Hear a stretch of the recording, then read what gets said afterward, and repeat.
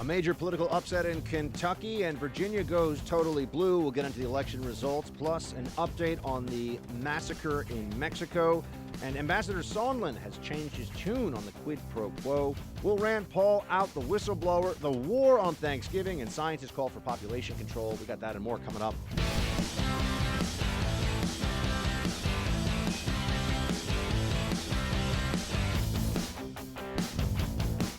Welcome to the Buck Sexton Show, everybody. Thank you so much for joining. Great to have you here with me in NYC. Well, I guess you're all across the country, and some of you actually around the world. But I'm here in NYC, way downtown, actually, where all the cool kids hang out. Just me and producer Mark drinking our $5, $6 lattes, really, when you add the tax, hanging out, doing the things that the kids do. We have some election results. We'll go over this. There's, let me just say, not a lot that you can extrapolate from them for what's going to happen a year from now, although people are going to try. You know, pundits get paid to go on TV and tell you things, and a lot of the time they're going to tell you things that you don't need to know and aren't even true, but they got to fill the air with something. All right, so what happened with that? Let's get to it. We have Kentucky Attorney General Andy Beshear pulled off what seems to be an upset victory. Now, Mr. Bevin, Matt Bevin, the governor, the sitting Republican governor of Kentucky, has not conceded, has said that it is very close. It's a race with, I believe, over 1 million ballots cast, and they are separated by a few thousand votes right now. Bevin has to pay for a recount if there's going to be a recount, and I think he will get this recount. We'll see if that changes anything. But for right now, it looks to be the case that you have a Republican governor losing a race in a state that Trump won by, I think Trump won Kentucky by 30 points or something close to that in the 2016 election.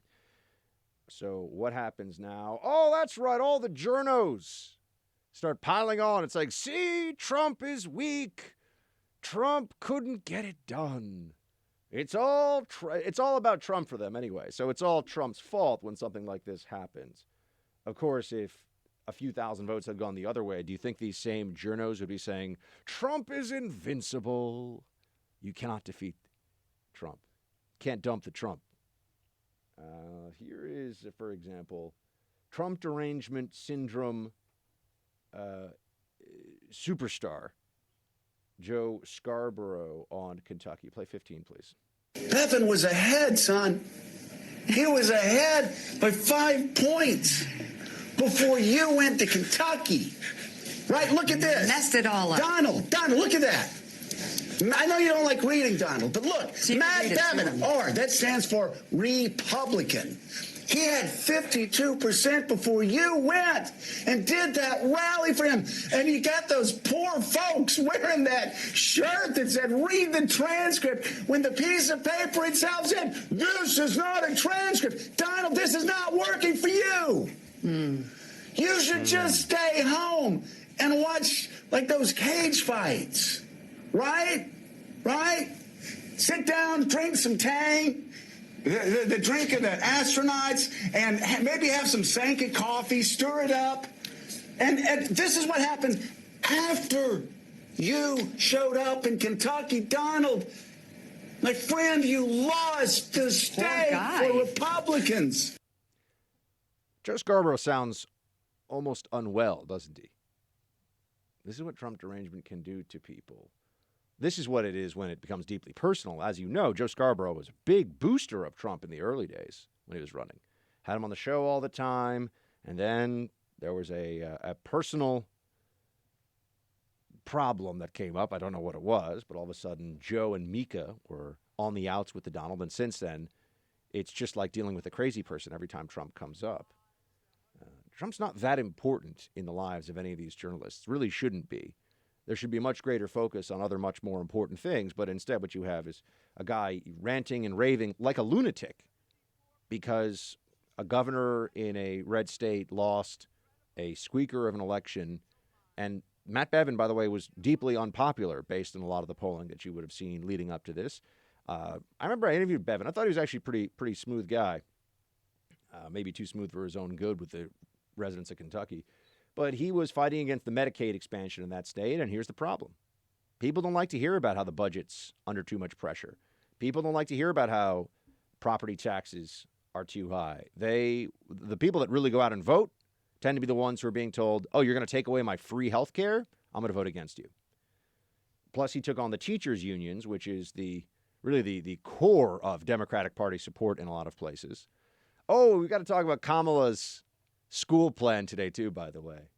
Extend the school day from 8 a.m. to 6 p.m. That's her plan. We'll have to, producer Mark remind me, we'll get to that later on. That tells us a lot about what I always say here, which is that for Democrats, the public school system is a jobs program for adults that happens to do some teaching. That's their focus is on jobs programs, especially for administrators and support staff, and then make sure that there's a very powerful teachers union that can donate to political candidates. That's not considered dark money or outside money or big money or any of that stuff. No. Teachers unions are salt of the earth. And make sure you have Democrats getting elected who promise in turn to give the teachers unions bigger and fatter benefits, which just comes out of the tax receipts and therefore out of the paychecks and out of the incomes of the people that are supporting this apparatus of Democrat political support known as the public school system in this country. But back to Kentucky. I mean, look, 5 out of 6 elections in Kentucky went Republican last night. The governor's race looks like it'll go Democrat, still too close to call. And we also have a governor's race in Mississippi that the Republican won, so that was interesting. And then you have for me, the more interesting, and perhaps if we're going to take some lessons from this, or at least read the tea leaves a little bit for the future, there's the flipping of the Virginia State House so that now both parts of the Virginia state legislature are in Democrat hands. And as you know, the 3 people at the top of Virginia state government, you have Northam, you have the lieutenant governor who was accused of sexual assault. I'm actually forgetting his name right now. And Mark Herring, who's the third guy in line. Herring initially called for Northam to resign because of the blackface photo. And then it came out that Herring himself said, well, maybe, I don't know, I might have done it too back in the day. The lieutenant governor, the number 2 guy, is African-American, but he has an allegation against him of sexual assault. Now, I do believe that people are entitled to due process and that you should have a presumption of innocence. I also believe that if this was a Republican, the media would be running with this story all the time, every time, whenever they have the opportunity to do so, which would have an attendant negative effect on the prospects of this fellow in Virginia being the lieutenant governor. So why did Virginia go blue? Well, because the suburbs of D.C. are now an enormous center of gravity for Virginia state politics, and the suburbs of D.C. are deep blue. There's a lot of immigrant communities in parts of the suburbs surrounding D.C. that vote overwhelmingly Democrat. You have new arrivals in the United States who are voting Democrat. You also have the people who work in the federal bureaucracy. Different than, say, Virginia Beach, where you have a lot of military. Military tends to vote Republican. But federal bureaucrats, as we know from the donations to the Hillary campaign, are Democrats, tend to be Democrats by a sizable majority. I mean, 90% of civil service donations in the last election went to Hillary Clinton. What does that tell you?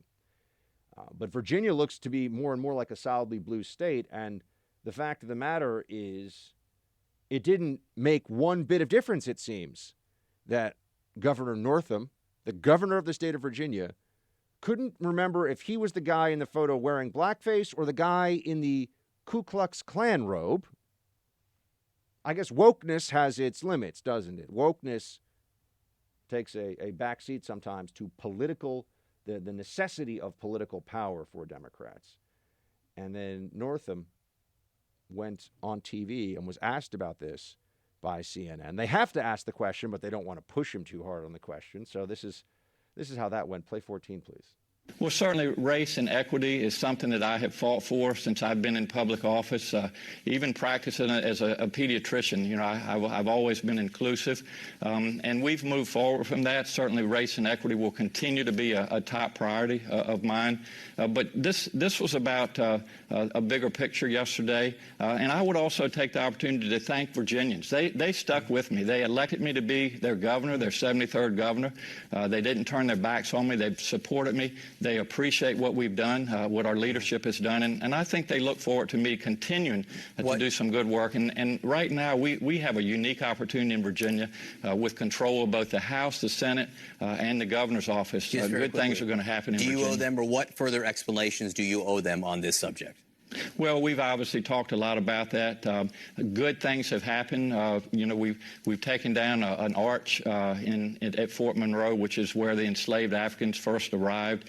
We've got a curriculum process going on where we want to make sure that we're teaching our children the truth about history in Virginia. So good things are happening, and we'll continue to work on those. As I said, race and equity will be a top priority of mine as we move forward. So all you got to do is just keep repeating race and equity, which is what this guy, I think race and equity and going forward, race and equity is we're going to do great things and there's more race and equity. And all you got to do is repeat that enough times, and it doesn't matter that, you know, this guy. Remember, Megyn Kelly, who is actually a very talented journalist, was fired from NBC for saying maybe in some context, some people dressing up as a character in blackface is not quite as offensive as when you're talking about things like, you know, blackface in American history for the explicit purpose of mocking African Americans. Oh, well, however, I don't even remember the specifics of how she was trying to be a little nuanced about it. All I know is she got in huge trouble, got fired. So the left will demand you're fired. Oh, that was because she came from Fox, by the way. Different standards. If you've ever had any contact with Fox, the left never forgets and they still want you destroyed. But she can get fired from her job for that. But the governor of Virginia, the state of Virginia, which had played such a large role in the Confederacy, turns out that they don't seem to have quite the same set of standards for Governor Northam, do they?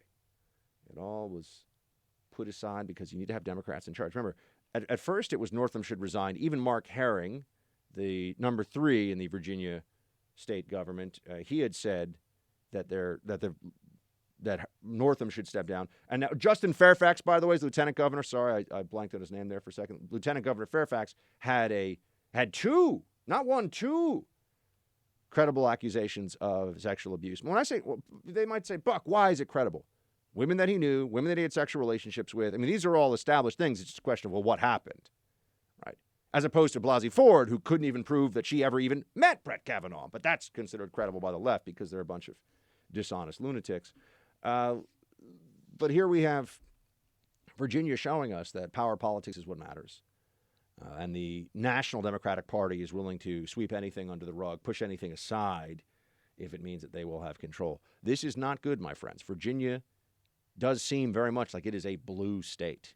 There are still obviously Republican voters there, but if you have one-party dominance of Virginia, that's not going to be helpful for 2020, and it's also, I think, a harbinger of things to come in some other states. When was the last time a state was flipped red, really? I mean, permanently red. When was the last time a state went red that was going to stay red and not be, as I've mentioned to you, California, a reliably Republican state until basically the 1980s, into the 1990s? What changed? Oh, massive illegal immigration as well as legal immigration. And now California will never vote for Republican statewide in my lifetime again. Does immigration play a role in some of these other states? Well, we know that immigrants vote overwhelmingly for Democrats, about 70 to 80%, depending on the immigrant group we're talking about, which makes sense. If you were arriving in this country and you were more likely, I should say, to need state benefits. But also ideologically, a lot of other cultures just have a different view of government help. So when someone arrives here as a new immigrant, you might say, well, Buck, but will they be able to vote? Well, let's not get into whether or not there's voter fraud, but their children are instilled with the values that the parents tend to have, right? And sometimes people do become citizens and do vote. So The change in the demographics in some of these states is clearly tied to the change in voting pattern. And Republicans have no plan to really deal with this other than to try to appeal to these newly arrived immigrant groups and their children and their children's children to believe in limited government and constitutionalism, rule of law, all that conservative stuff that we talk about. I don't know if that's really going to be a winning strategy. Kentucky's not troubling to me at all. That's Matt Bevin's thing. And they could talk about how Trump failed all day, but that's nonsense. That's a Matt Bevin thing. Virginia is troubling because if Virginia goes blue forever, there are other states that are going to follow. Remember, my friends, our neighbor to the south, Mexico, has had democratic elections for a long time. They had one political party in power for over 70 years. Democrats look at that and say, we could pull that off.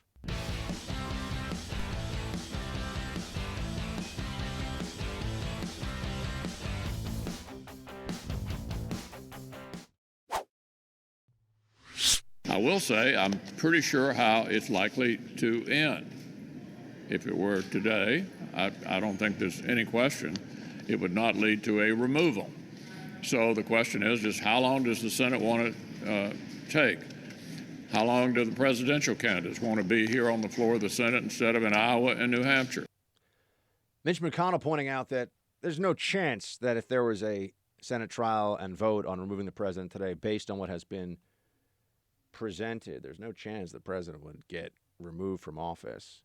And Democrats are still trying to figure out. I think they really just don't know what they want to be the outcome here in terms of they want Trump. If they could get Trump out of office, they would do it, which is pretty terrifying when you think about it. If they could somehow twist enough arms in the Republican establishment to get enough GOP senators to defect to go along with the Democrats, they think that would be a better course for this country. They have no understanding of how disenfranchised and how undermined and how rigged it would all feel to the 63 million of us, or however many it was, who voted for Donald Trump. They would just want to get their way and then move on and then have somebody run against Pence, and they'd be totally fine with that. But what happens to these candidates who are going to be on the campaign trail and then also perhaps having to partake in this Senate trial? Remember, it's one thing for members of the House to act like little crazy anti-Trump zealots like Schiff and others. But when you have Democrats who are senators, Warren, Sanders, Kamala Harris, Biden, when you have Democrats who are senators having to show up and partake in this anti-Trump impeachment charade, what does that do? How does that look for them? I don't think they've really figured this out yet. They're trying whatever they can try. They're just throwing stuff at the wall to see what sticks. But they also must recognize that if they misplay their hand here, there could be some real ramifications for the Democrats.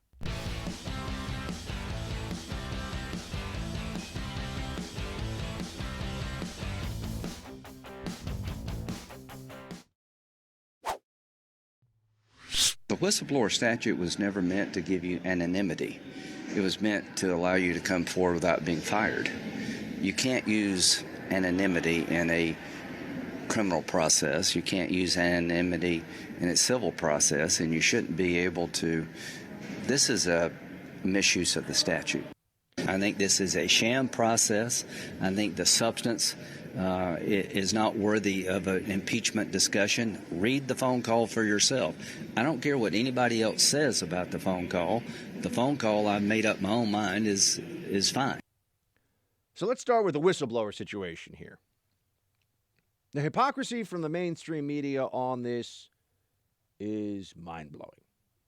The lack of real principle, the lack of an argument that centers on anything other than what is politically expedient for them. All right, let's get to it. First off, we have a media that for decades now, certainly for my entire adult life, and I would assume before that as well, if you look back in the archives, has taken it upon itself to violate classified information dissemination restrictions, to violate the Espionage Act, to blow classified, confidential government programs, highly sensitive intelligence and military operations, because they think it's in the interest of the American people.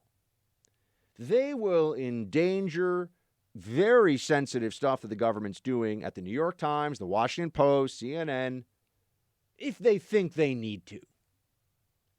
Oh, and by the way, that's all in violation of the law. I mean, the DOJ chooses not to prosecute journalists for this, but I have this argument with people all the time. They always lose. I even had this argument with a lawyer for the New York Times, and he had to say, you know what, you're right. There is no special legal protection in statute for any journalist to engage in the dissemination of classified information. It has become a custom because DOJ wants to avoid the obvious fight with the First Amendment that would occur to give journalists a pass and go after the leaker from within the government. But they will name people in the New York Times, Washington Post, and elsewhere that should not be named, or at least legally are not supposed to be named. They will talk about programs that should not be talked about. And in many cases, you'd point to the question one would want to ask is, how is this helpful?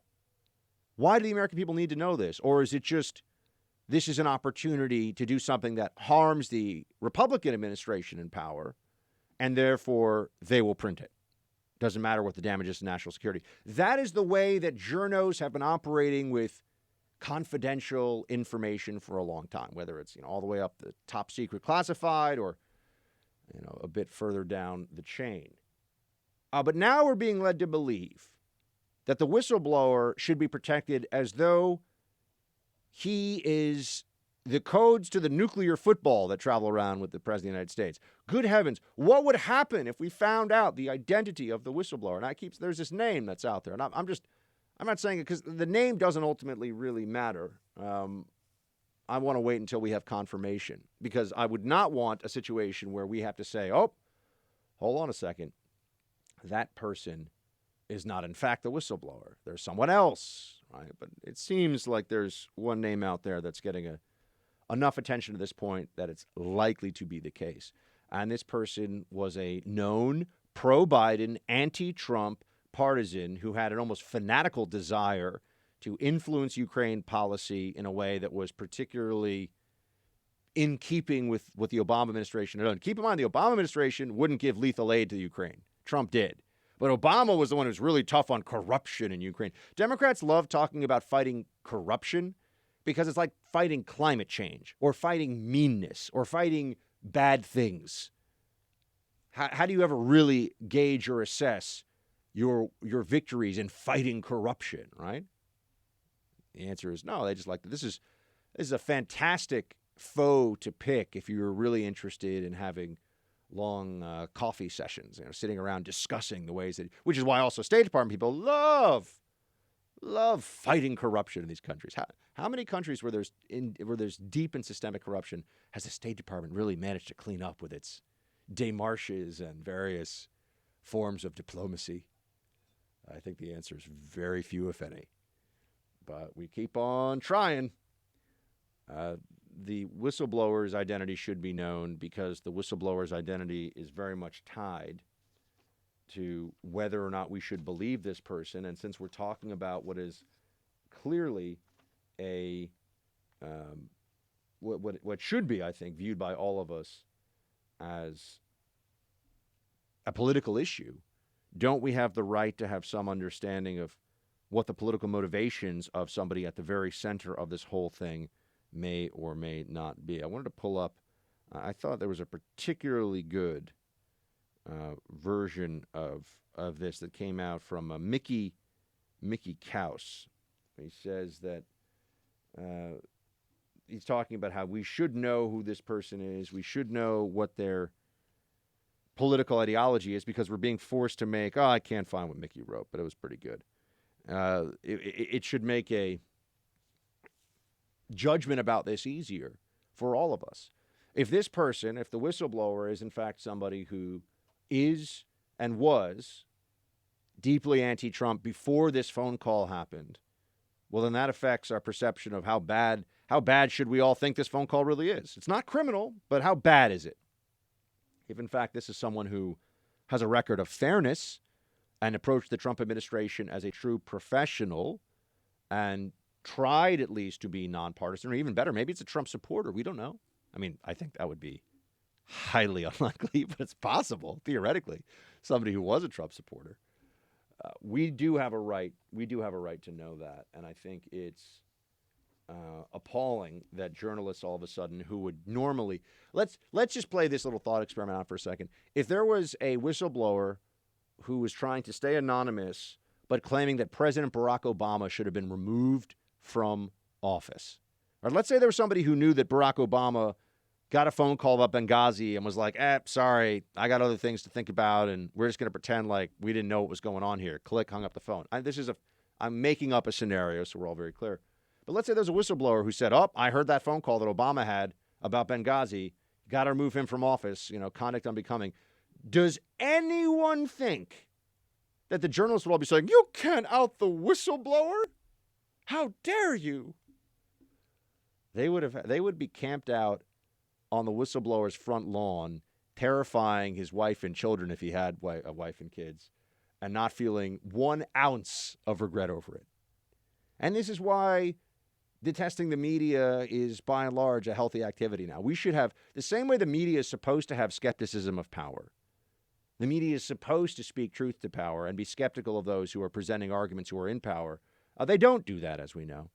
We should be skeptical of the media now because they don't do their job. Some people obviously do, but by and large, media doesn't hold itself to the standards that it pretends it does on a regular basis. So I just have to say, I think this is a situation where we will eventually find out who the whistleblower is. I will not be, we already pretty much, it seems, know, but I will not be the least bit surprised because, as I've been telling you all along, we could write the script for this. A Democrat partisan who had been assigned to the NSC, working the federal bureaucracy, who hates Trump, saw an opportunity, went to Congress, coordinated with Schiff, coordinated with other Democrat allies, figured out a way to get an anti-Trump legal team together to try to help him concoct a story where this isn't all just hearsay, and then wants to remain anonymous because as long as the anonymity remains for the whistleblower, the Democrats can spin whatever story they want about how this is just the most honorable public servant in the history of the republic. This person has absolutely no desire whatsoever to play politics here. I don't know why anybody would believe this, but they seem to believe this. Chuck Schumer said something very interesting about the whistleblower. By the way, can you play 16?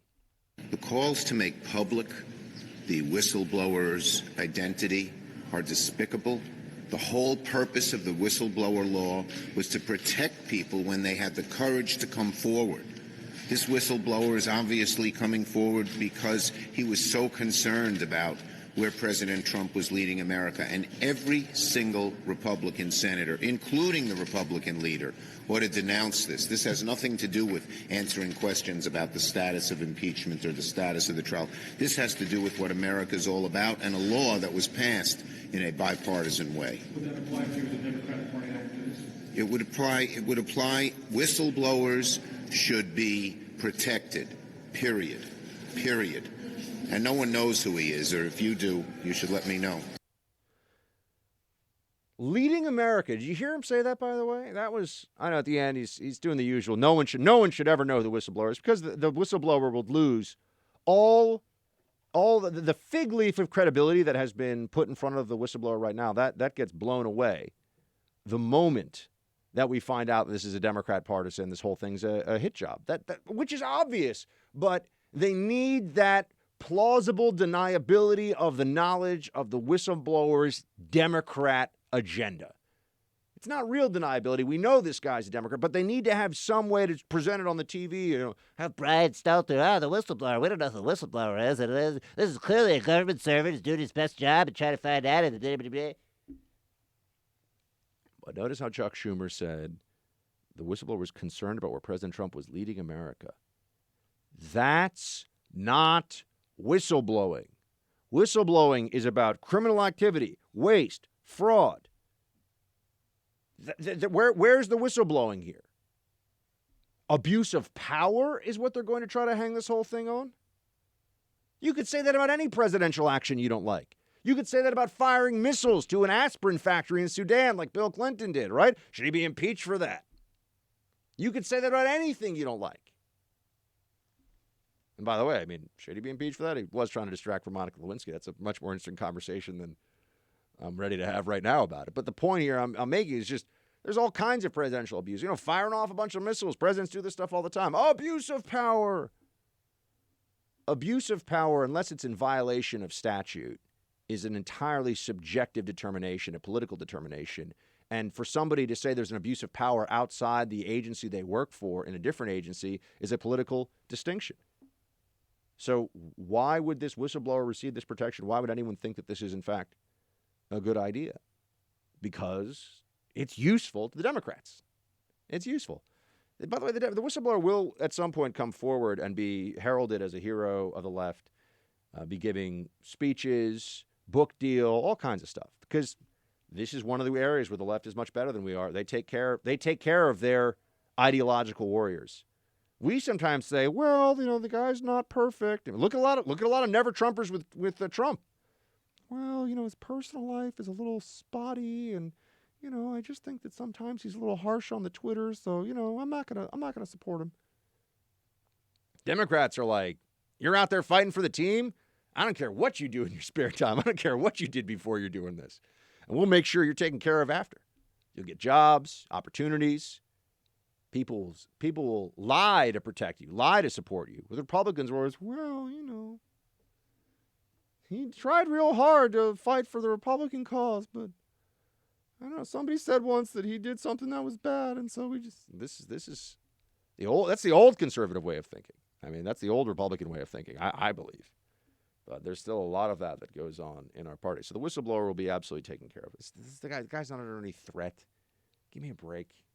By the way, people are under threat all the time. People do what I do. People threaten me. People threaten my friends. Media, their death threats, all kinds of stuff. Well, this is the world we live in now. There's a lot of maniacs running around. Because some people might really object to this guy trying to undo a presidency and engage in a soft coup. That means that we're not allowed to know what really happened here. If it is important enough in a criminal trial to force someone to come forward and be confronted about the allegation they make, how could it not be important enough in an impeachment proceeding meant to undo a nationwide election in a country of 330 million people? No? In this one, the whistleblower just gets to take shots and not expose himself, not show anybody who this is. It's disgusting. By the way, it's like I always told you, when I worked in the federal government, I worked in the CIA, the people that complained about the Hatch Act, and there were people who would file complaints about the Hatch Act, always lives, because the mentality is that they're a bunch of hall monitors. You said this. You made a joke about how like Reagan is awesome, and we're in office time right now, and you're getting paid for that. A bunch of whiny babies. Never once in my 5 years of working for the federal government, never once did I even hear somebody that I knew to be, because I became very close to a lot of people that worked there, right-leaning, or just in general complain about somebody for a Hatch Act violation that would have been in favor of a Democrat. But it didn't matter what it was. If you made a comment that a lib didn't like in the office, people would say, it's a Hatch Act violation, meaning that you're supporting a political candidate, you know, in the office on government time or something. Complete and utter babies about this, because for a lot of liberals, I mean, they must know deep down that so much of their ideology is contradictory, makes no sense, is absurd, is rooted in emotion and not reason, and there's an insecurity that comes along with it. But they're so used to having the media and the elites tell them, no, it's cool. Just still believe this crap. Still think that you shouldn't have kids and only eat vegan or else the world's going to end. Oh, we'll get to that.